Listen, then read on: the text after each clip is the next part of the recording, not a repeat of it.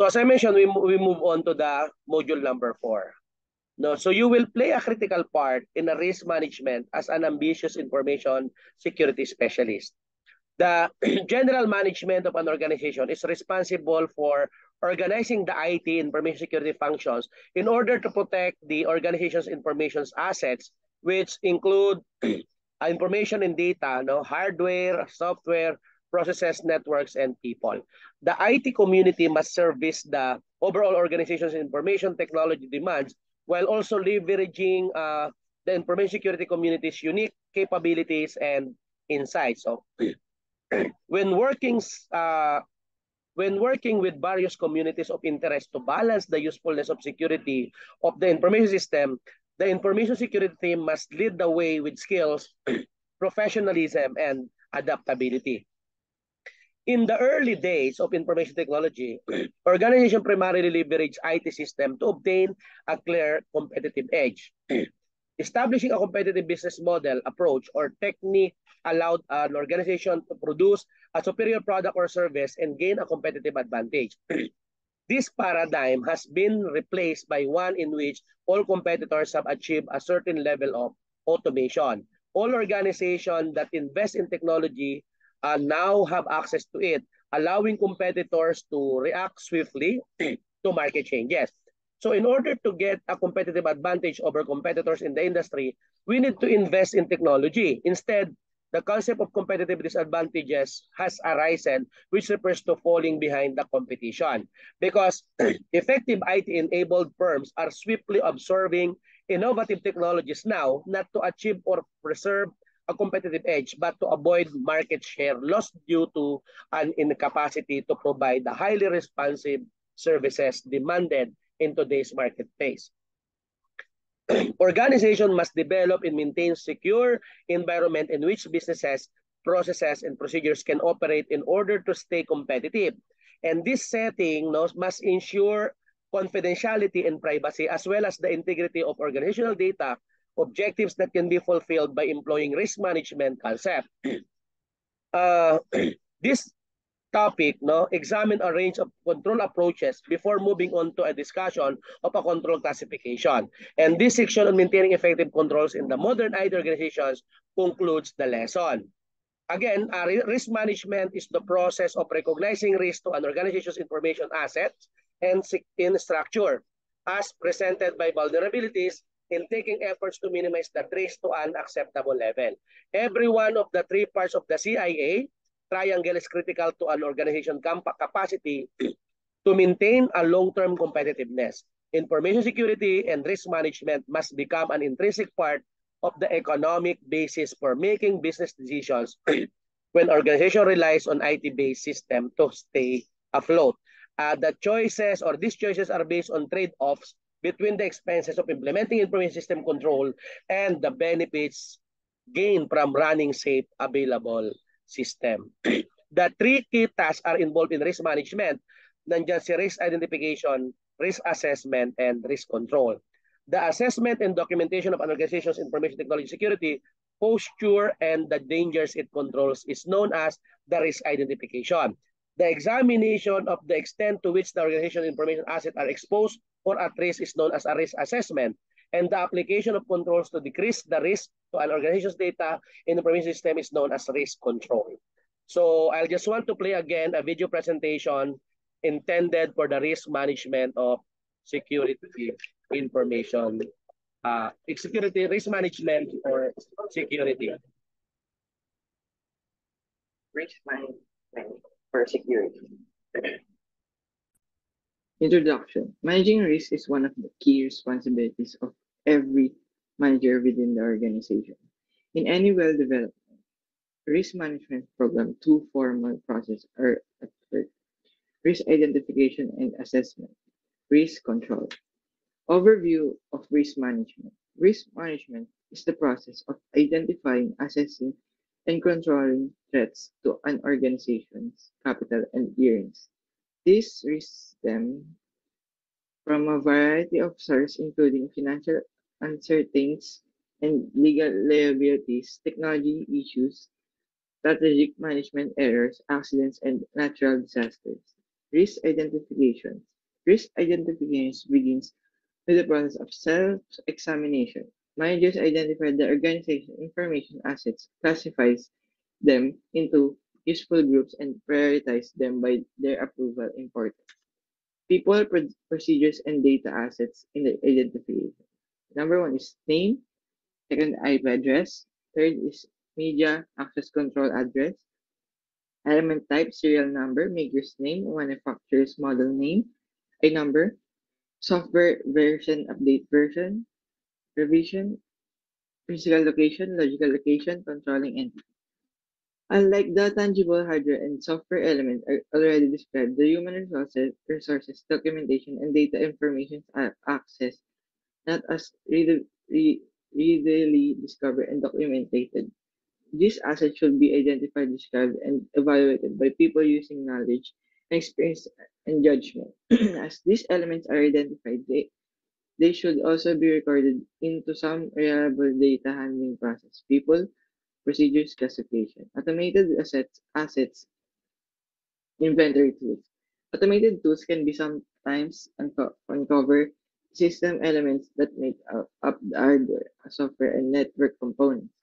Once created, the inventory listing must be kept current of the to a tool that periodically refreshes the data. Data classification and management. Many organizations already have a classification scheme.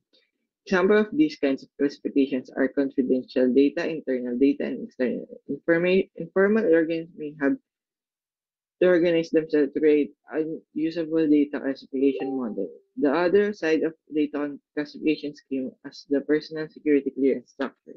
Visible analysis. Organizational feasibility aims to assess the prowess of management and sufficiency of resources to bring a product or idea to market. Operational feasibility is the measure of how well a proposed system solves the problem and takes advantage of the opportunity identified during scope identification and how it satisfies the requirements identified in the requirements analysis phase on the system development. Technical feasibility is the process of figuring out how you're going to produce your product or service to determine whether it's possible for you from your company. What political feasibility is a measure of how well a solution of a policy problem will be accepted by the set of the decision makers and the general public.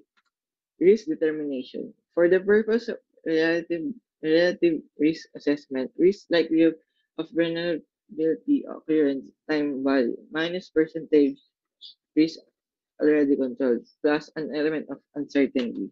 Vulnerability and identification. Vulnerabilities are specific avenues that threat agents can exploit to attack an information asset. Once you have identified the information asset of the organization and document some threat assessment criteria, you can begin to review every information asset for each threat.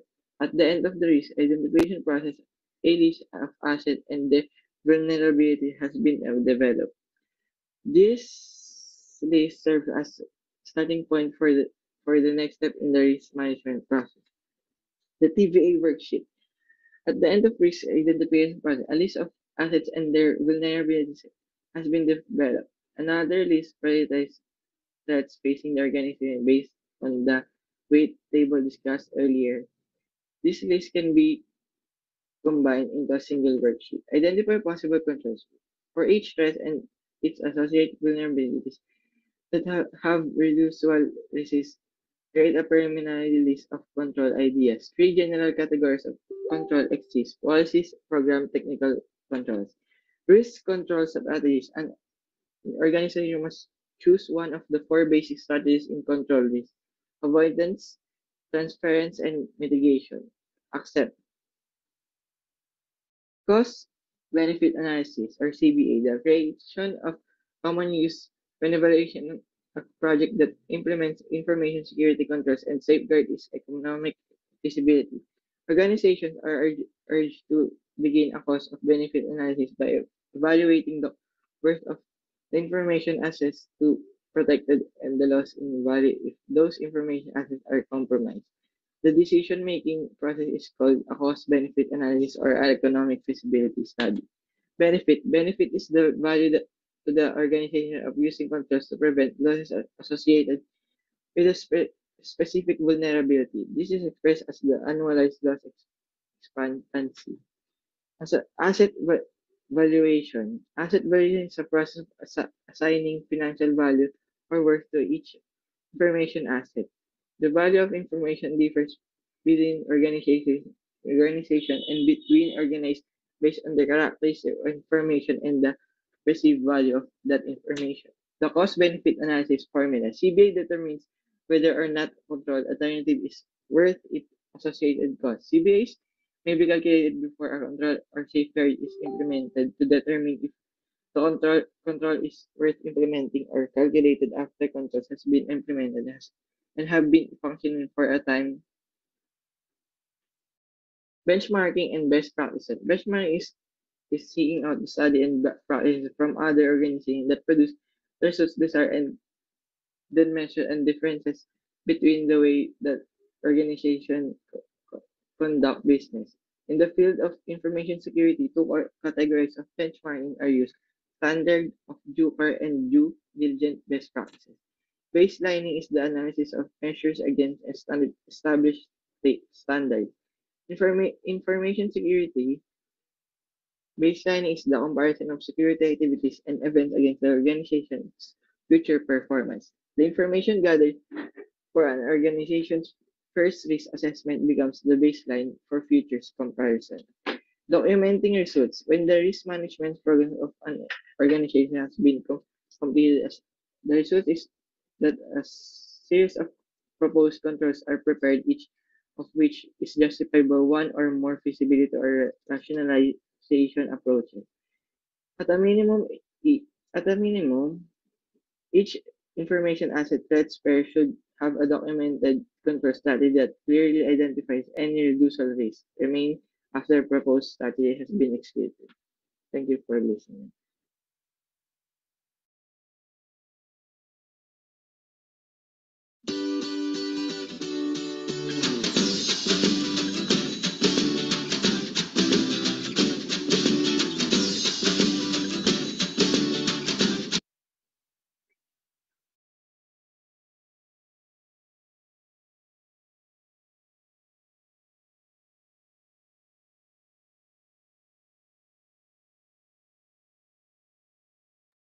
Okay, so in this aspect of the discussions about this one, I just want, of course, to add on about some important things that we need to understand. No, in this risk management, you need to know or get to know yourself, no, or your company or your agency.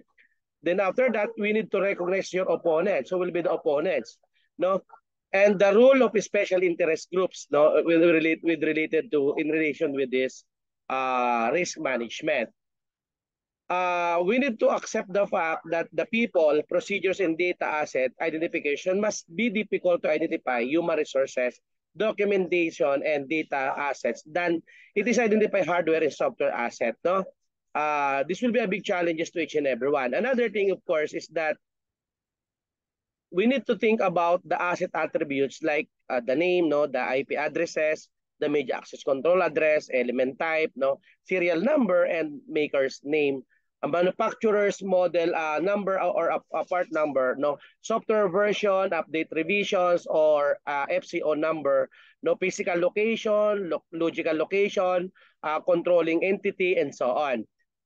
We need also to have an automated asset inventory tools, if possible, no, and identify the data classification and management, considering the confidentiality, the internal, and the external. For the top secret, we have 5 levels of classification, like unclassified data, sensitive but unclassified data, confidential data, any information of material that is disclosed unauthorizedly, any information or material those unauthorized disclosed might reasonably be expected to cause extraordinary grave damage to national security. And when it comes to the basic strategy, no, of business safeguard sensitive data, we need to consider the public, for official use only, sensitive data, classified data, and so on. Another thing, of course, is that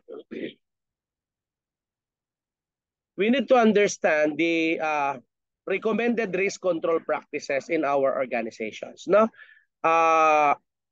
Because most commonly, no, it's no surprise that businesses are seeking for a solution to impose controls that don't entail such sophisticated, inexact, and dynamic calculation, given the near impossibility of valuing information asset and dynamic nature of ALA computations. So the search of ways to develop security architectures that go beyond the direct applications of individual control, each of which is justified for a specific information asset vulnerability to safeguard that can be applied to several vulnerabilities at once is ongoing.